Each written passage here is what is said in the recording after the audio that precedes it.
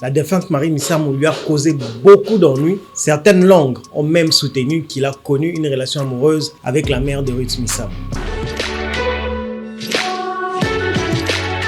Hello Mbote, dans le top story du jour, top 5 des mensonges dits sur Moïse Mbié. Le pasteur Moïse Mbié, devenu responsable de l'église Cité Bethel bien avant la mort de son père Emmanuel Mbié, a essuyé plusieurs accusations et traitements de deniers de la part de ses nombreux détracteurs. C'est top! Vous propose 5 mensonges dits à l'endroit de la réserve de l'Éternel sur la place publique. 1. Sa relation amoureuse avec Marie Missamo. À ses débuts, soit après avoir quitté le groupe Étoile de Louange, Moïse Mbié a sorti son premier album intitulé Influence. La pierre à l'édifice lui apportée par la défunte Marie Missamo lui a causé beaucoup d'ennuis. Certaines langues ont même soutenu qu'il a connu une relation amoureuse avec la mère de Ruth Missamo. 2. Affaire signe franc-maçonnique. En 2013, après la sortie de son clip Le Sambo, le pasteur Mbié a été accusé d'avoir exhibé des signes francs-maçonniques. 3. Affaire Guégué. Alors qu'il venait de sortir son 4e album studio, Héros, en 2018, le pasteur Mbié s'est vu attribuer des propos dans son titre Tangonaï. Sa parole sort au nom de Jésus.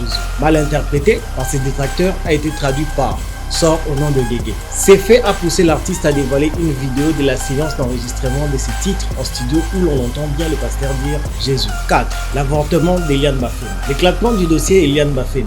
La jeune femme qui a accusé le responsable de l'église Cité Bethel de viol a fait l'actualité dominante en 2019.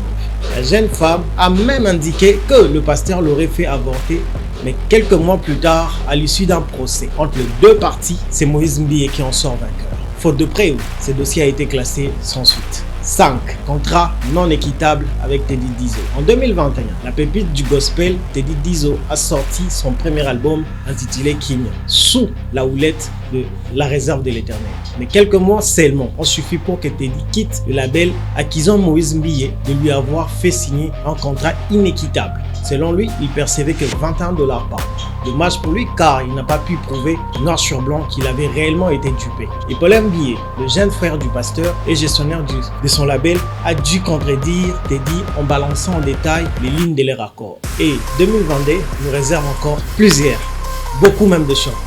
Mais pendant ces temps, Périgo l'a invité au concert de Wenge et pour Youssoupha, Fally Ipupa est le meilleur artiste africain. Mais ça, c'est une autre histoire.